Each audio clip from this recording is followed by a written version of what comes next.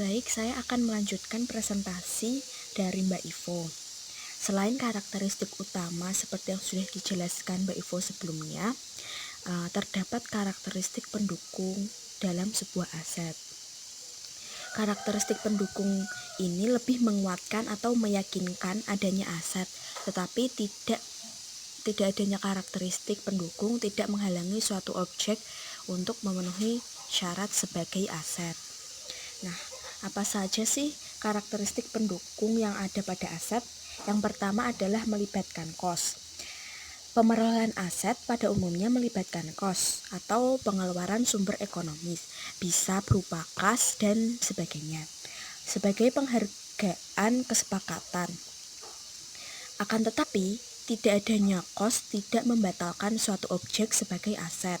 Suatu aset dapat diperoleh misalnya dari hibah atau dari hadiah yang tidak melibatkan pengeluaran sumber ekonomis. Walaupun demikian, kos objek tersebut harus tetap ditentukan atau ditaksir secara layak berdasarkan nilai wajar sebagai dasar pencatatan pertama kali. Selanjutnya, karakteristik yang kedua adalah berwujud. Bila sumber ekonomi secara fisik dapat diamati, dia memang lebih kuat untuk disebut sebagai aset. Akan tetapi, keterwujudan atau tangibility bukan kriteria untuk mendefinisikan sebuah aset. Ada objek seperti hak paten, hak cipta, merek dagang, dan goodwill yang tetap dimasukkan sebagai aset meskipun tidak berwujud fisik.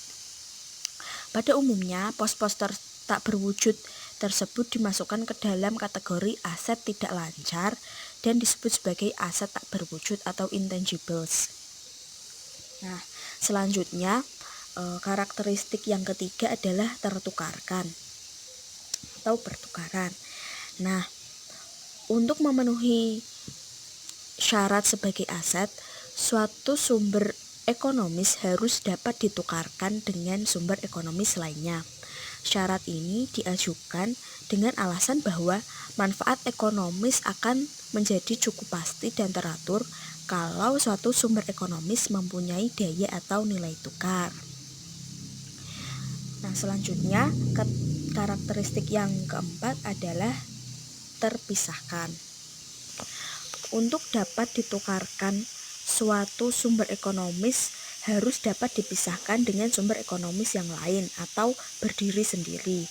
Nah, syarat ini diajukan dengan alasan bahwa posisi keuangan harus ditentukan dengan pengukuran nilai berbagai aset dan kewajiban secara individual. Nah, untuk karakteristik yang terakhir adalah berkekuatan hukum. Pada umumnya, kemampuan suatu entitas untuk menguasai manfaat ekonomis timbul akibat hak-hak hukum. Meskipun demikian, hak hukum bukan merupakan syarat mutlak untuk mengakui adanya aset kalau suatu entitas dapat memperoleh dan menguasai manfaat dengan cara lain, misalnya dengan cara perjanjian atau penemuan. Nah, selanjutnya kita masuk ke materi pengukuran aset. Apa itu pengukuran? Pengukuran aset adalah penentuan jumlah rupiah yang harus dilekatkan pada suatu objek aset pada saat terjadinya, yang akan dijadikan data dasar untuk mengikuti aliran fisik objek tersebut. Nah,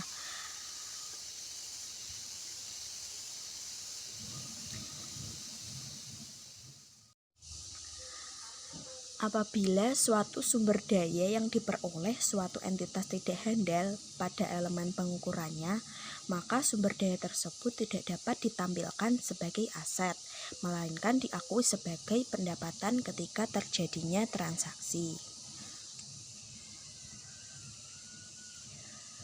Selanjutnya,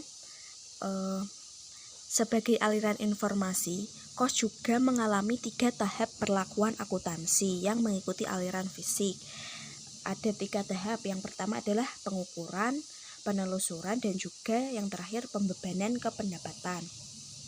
Nah, pada tahap pengukuran ada 3 kegiatan. Yang pertama adalah pengukuran itu sendiri atau measurement, selanjutnya adalah pengakuan atau recognition, dan yang terakhir adalah klasifikasi atau classification.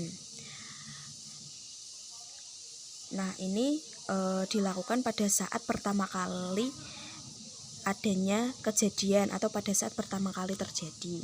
Selanjutnya ke tahap yang kedua adalah penelusuran.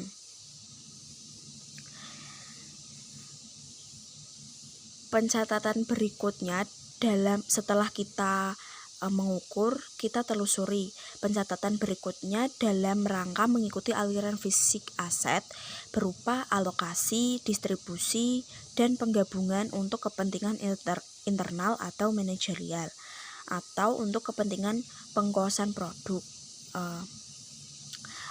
Nah, setelah kita ukur, kita telusuri, tahap yang terakhir adalah dibebankan ke pendapatan atau charging to revenues. Kos harus dibebankan ke pendapatan periode berjalan atau periode yang akan datang. Kos yang belum menjadi beban pendapatan atau biaya akan tetap melekat pada objek menjadi aset suatu badan usaha. Demikian yang dapat saya sampaikan. Kurang lebihnya saya mohon maaf. Untuk materi yang selanjutnya akan dilanjutkan oleh kawan saya. Saya kembalikan ke moderator. Wassalamualaikum warahmatullahi wabarakatuh.